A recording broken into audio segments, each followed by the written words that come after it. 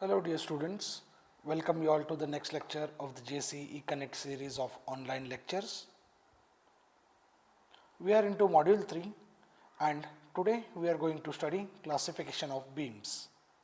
In the previous lecture we have understood the different types of supports and its classification. So in today's lecture let us go ahead with the classification of beams.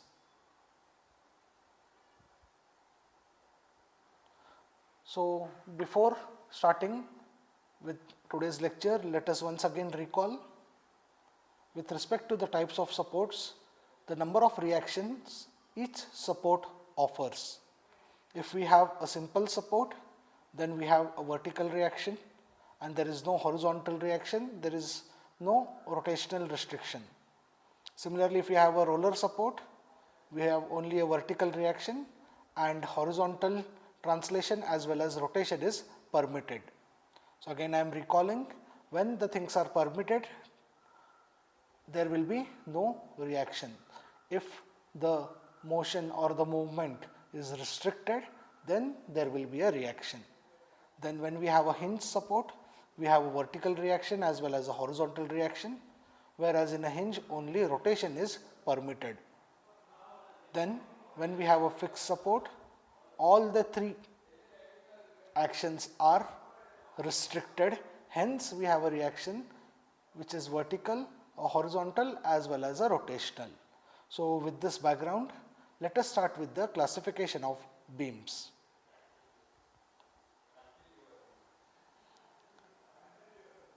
On broad basis or on structural basis, we classify the beams as determinate and indeterminate beams. So now there is a confusion every time when a question of classification of beams is asked. Okay, this is structural classification. The next slide which we will be studying is the typical classification. So preferably the second part now which we will be studying in the next slide will be your answer. But even if you include this in your answer gains weightage. So in a coplanar non concurrent force system, three conditions of equilibrium can be applied. So here we have three conditions of equilibrium, that is summation fx equal to 0, summation fy equal to 0 and summation of moments equal to 0.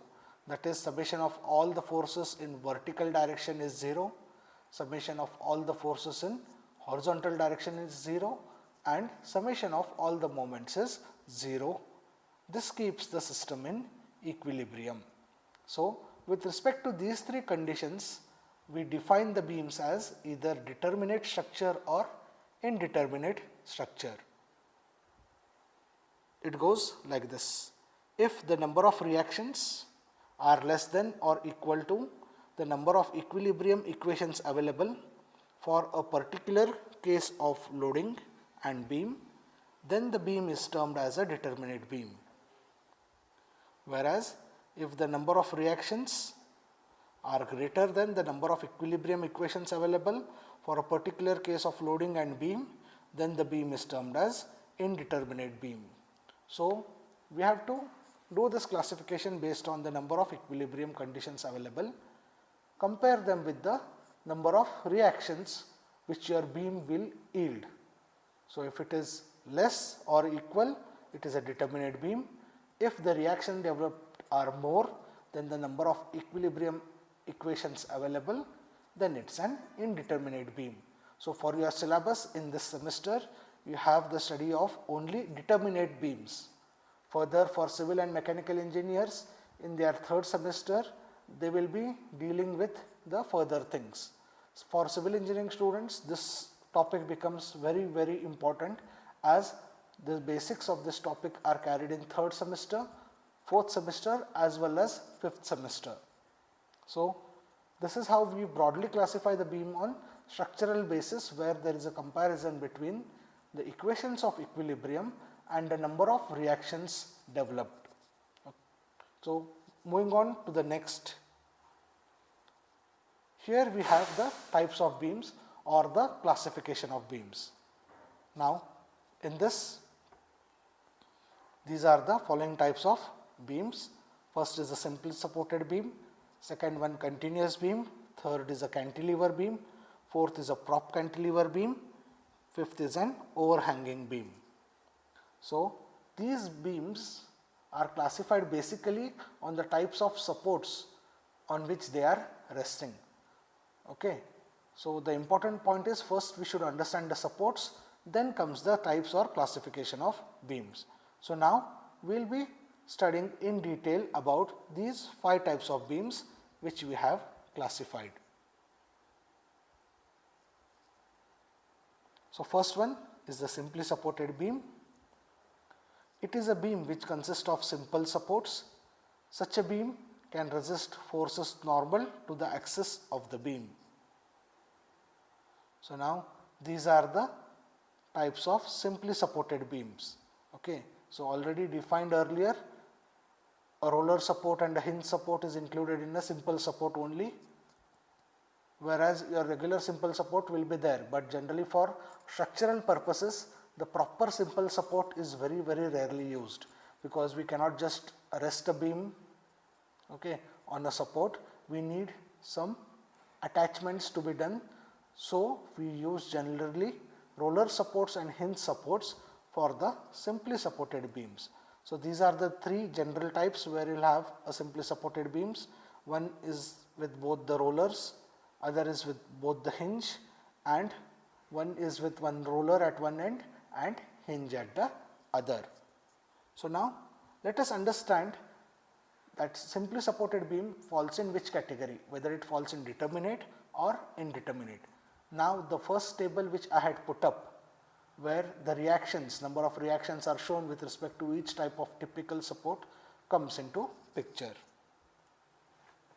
So if the beam has a roller support at both ends, that is the first figure what you are seeing, what happens here? A roller support has only how many reactions? 2 vertical reactions, right?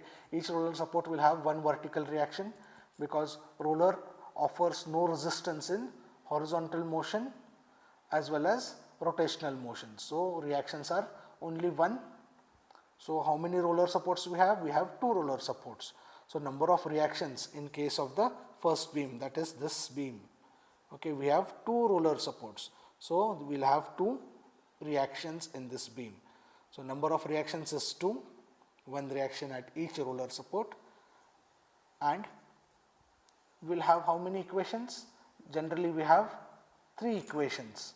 So we can easily solve the beams because we have 3 equations and 2 unknowns. So now one more point to be considered here is, in this case, okay, if the horizontal loading exists, then only summation fx equal to 0 equation comes into picture. Okay. Otherwise that equation we cannot count. If we have a horizontal load or an inclined load which will be broken into vertical and a horizontal component, so if a horizontal force exists, then only the summation fx equal to 0 comes into picture. Otherwise that equation won't arise. Means we don't consider it while calculating the equilibrium equations. Now similarly, when we go to the second beam, we have a hinge and we have a roller. So hinge gives us 2 reactions, one horizontal reaction, one vertical reaction. So horizontal reaction is there, means summation fx will come into picture. So at roller we have only 1 vertical reaction. So total reactions in this beam is 3. At the hinge we will get 2 reactions, and at the roller we will get 1 reaction. So number of equations available are 3, number of reactions are 3. So we can get 3 equations, 3 unknowns, hence this becomes an determinate beam. So when we come to the next one, now here in this case we have both hinges. So each hinge can generate 2 reactions, okay. Each hinge can generate 2 reactions. So totally the number of reactions will be 4, but available equations are 3, that is summation fx equal to 0, summation fy equal to 0, and summation of moments equal to 0. So if a beam with both hinged has any horizontal loading, it becomes an indeterminate structure, because horizontal reactions will be 2 in number. But if on this beam, if only vertical loading is there, okay, if only which loading is there, vertical loading is there, then it becomes a determinate beam. So remember this point, okay, because if only vertical loading is there, there will be no horizontal reactions. So HA and HB will be eliminated. Only remaining unknowns will be VA and VB. So available equation is summation Fy equal to 0 and summation M equal to 0. Okay. So you need not worry much about this part, only this basic understanding is sufficient. I won't go much deep into these concepts as you don't require them. Now all these below things which we have written are for, say, a bit of extra knowledge. If you get a question of classification of beams, just you can list the beams and explanation up to this figure is sufficient. This bottom part is for a better understanding of the structure, whether it is indeterminate or indeterminate, especially for civil and mechanical students. Others need not worry much about it. List the types of beams and up to this figures, all the 3 figures if you draw with this small explanation line, that is more than sufficient.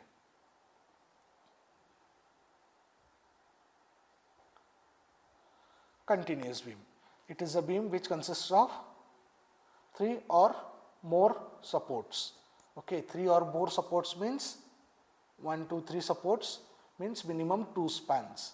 Any beam having more than 1 span, okay, or 3 supports is termed as continuous beam. This can be extended further. Okay, you can have a continuous beam with 5, 6 supports also. Okay, depends on the size of the structure and the dimensions of the room. So a continuous beam is the one which has more than 2 supports. Okay, more than 2 supports is a continuous beam. So now here these supports can be different. Both ends can be fixed. Okay, one end can be hinge, one end can be fixed.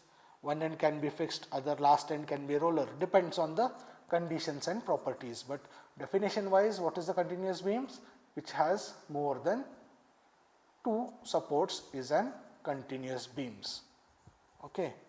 So now if we take this exact beam what we have laid and say we have both horizontal and vertical forces. Now what happens in maximum cases, the continuous beams are indeterminate. So you did not bother much about that indeterminate part, but still as a part of explanation I will like to tell you.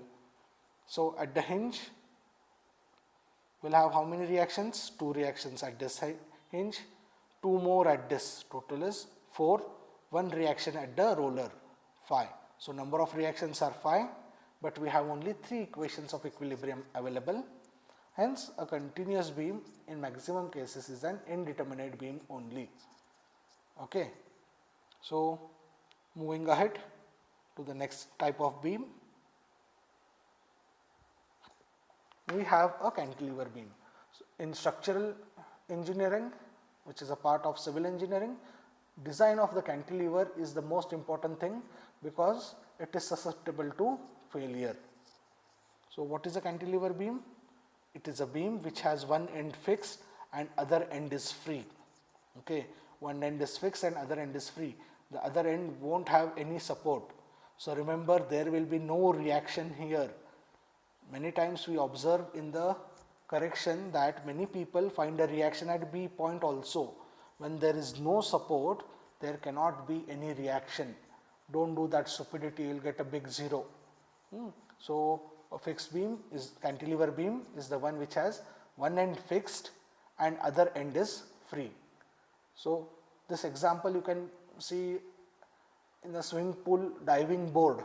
If you have seen a diving board on a swimming pool, it has its one end fixed and other end from where you jump is free.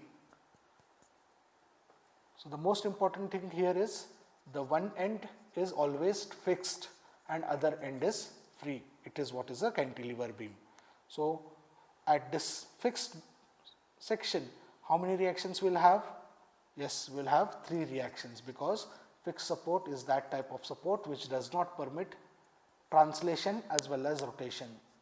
That means there is no horizontal reaction, there is horizontal resistance, vertical resistance and rotational resistance also, which generates a horizontal reaction, a vertical reaction as well as a moment. Okay. So, the cantilever, if we go with the type of support and the loading to which it will be subjected to, it can be classified as an indeterminate structure. But again, if the cantilever does not have any horizontal loading, the case can be different. So, you need not worry about it, do not bother much up to here. This part if you write as classification, it is sufficient. Then the next type of beam is a propped cantilever. So, propped cantilever is similar to the cantilever, but one end is fixed and other end is simply supported. Okay. Other end is simply supported. In cantilever it was free, but whereas in a prop cantilever one end will be fixed and other end will be simply supported. Next we have a cantilever beam. Sorry, came back again, excuse me. Now in this, if you want to check, for the fixed end we have 3 reactions and for the roller we have 1 vertical reactions. Total reactions will be 4, indeterminate. If you replace this roller by a hinge, 3 reactions at the fixed end, 2 reactions at the hinged end, total number of reactions 5, available equations is 3, again an indeterminate structure. So, prop cantilever in any loading case will be an indeterminate structure. Moving to the next, we have a overhanging beam. So, it is a type of beam which extends beyond the support. Now, if you see this beam A, B, C, the BC portion here is termed as a overhang. Now, this is not a cantilever because this support is not fixed. It is a simple support, but your beam is going beyond it. Okay. Now, this exact example you can see in the bridge, where many times the roller supports to take care of the movement and the vibrations are kept, and the bridge section is extended beyond the support, which becomes an overhanging portion. So, in this type of beam,